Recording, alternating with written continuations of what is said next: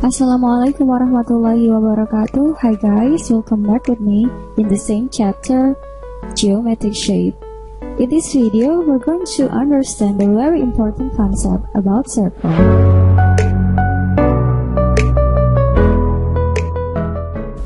In everyday life, we find so many things in the form of circle. For instance, pizza, wheels, and clocks. All of them are in circle form. But before we talk deeper about that, let's find out the parts of the circle. First is the center of the circle. Then the radius is the distance from the center of the circle to its outer rim. Next is a chord. It is a line segment whose endpoints are on a circle. Diameter is a chord that passes through the center of the circle, and the length of the diameter is 2 times the length of the radius. Next is secant, is a line that intersects a circle into 2 points. And tangent is a line that intersects a circle in exactly 1 point. Well, let's have a look at this part. Pretend that you have a pan of pizza, then cut a piece for yourself. And you cut again in secant line. So, if this is a circle and I cut it along 2 radius, separate this part, it's called a sector. But if you cut it in a chord line, it creates a segment of the circle. Now, how to find the area and the perimeter of the sector and the segment of the circle? But before we find those things, let's understand the very important concept about circle. In the previous video, I have explained about the area of the circle, and this colored part is a half of the circle, so the area would be half multiply the area of the circle. This is the area of the circle.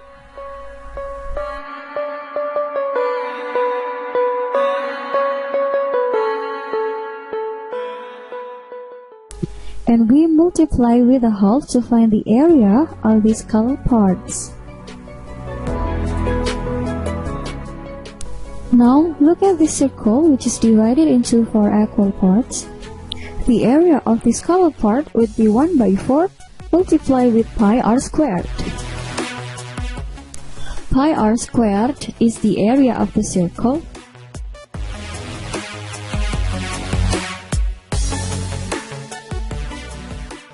While 1/4 is the area of the colored part.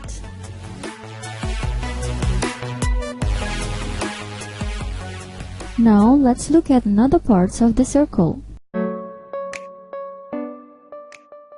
So, what will be the area of the colored part in this case? Without any information, we cannot find the formula of the area of this part. In the first case, the angle is 180 degrees, and the area is 180 by 360 times pi r squared. This value is the same with this value, as the ratio equal half. Similarly, since the sector angle is 90 degrees in the second case, the area of this sector is 90 by 360 times pi r squared.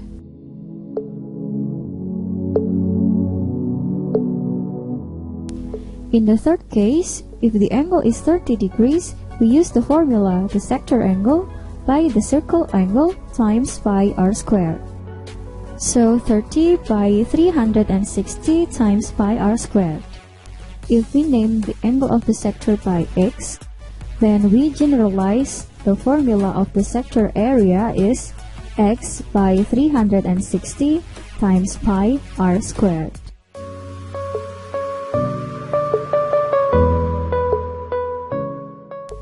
Now, how to calculate the perimeter of the sector?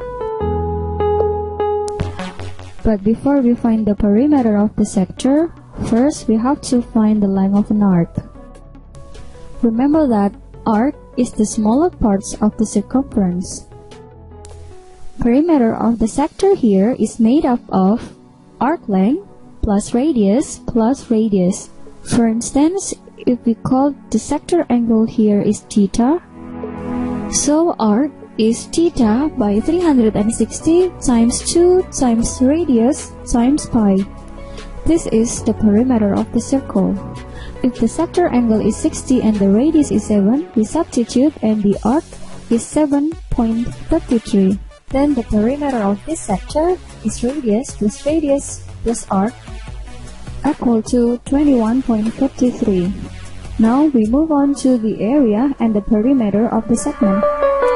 Segment is a part which is cut from the circle by a chord, a line between. The area of the segment is the area of the sector minus the area of the triangle. If the theta is 90 degrees and the radius is 7 cm, then we substitute to the formula. Then we have 38.5 for the sector area and 24.5 for the triangle area. And the segment area is 14 cm squared. Now, how to find the perimeter of the segment? The perimeter of the segment can be found by adding the chord line and the arc line. Just substitute and calculate them to the formula. Then we have 0.061 for the chord line and 11 for the arc line. It's equal to 11.061 centimeter. Now let's move on the circle geometry. Angle at the center and angle at the circumference.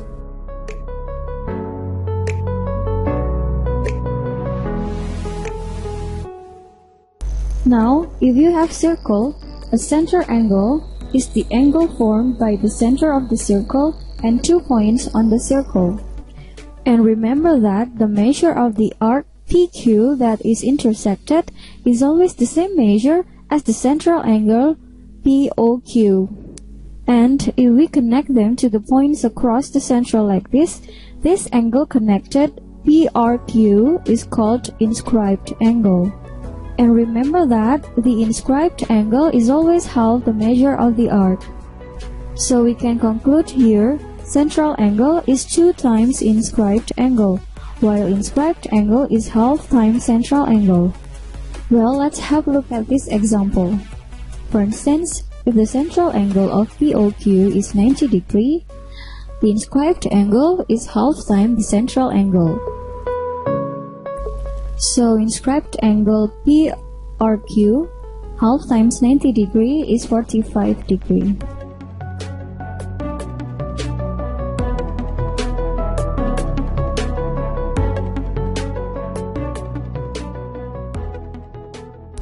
Now, what if you have a circle and the arc that you are thinking about is actually a semicircle? Then draw an inscribed angle on that. Because semicircle is 180 degrees, so this inscribed angle has to be a right angle.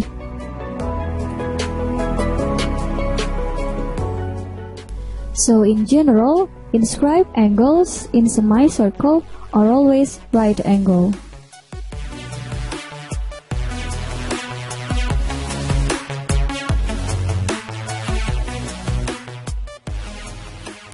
Next, if you have a circle and you pick 2 points in the circle to make inscribed angle form, there are infinite number of inscribed angle that you can draw from those 2 points. For example, you can have an angle down here, or you can have an angle over here. Then you can see you can keep going and you can create more and more inscribed angles. If this arc is 90 degrees, each of these angles would have to be 45 degrees, half of the arc. Because all those inscribed angle intersects the same arc, it means they are all must be congruent. Now if we have a circle and mark it in the center, then draw 2 tangents to the circle from given points outside the circle. Then draw a line from the center O to the point with the tangent stop the circle and label this point A, B, and C. We know that OA equals OB because they are radii of the circle. We call this length X. If we connect OC, we create 2 triangles. We can call the length of OC with Y. We know that they are right-angled triangle from the circle theorem that states where a tangent meets a radius, the angle between them is always 90 degrees. So now we can use Pythagoras to calculate the length of BC, because we know the length of hypotenuse is the length y and one of the sides is the length x. So BC is equal to square root of y squared minus x squared. AC is also equals to square root of y squared minus x squared. So AC is equal to BC. From those explanations, we can conclude that two tangents to a circle from given points are always equals in length to where they touch the circle.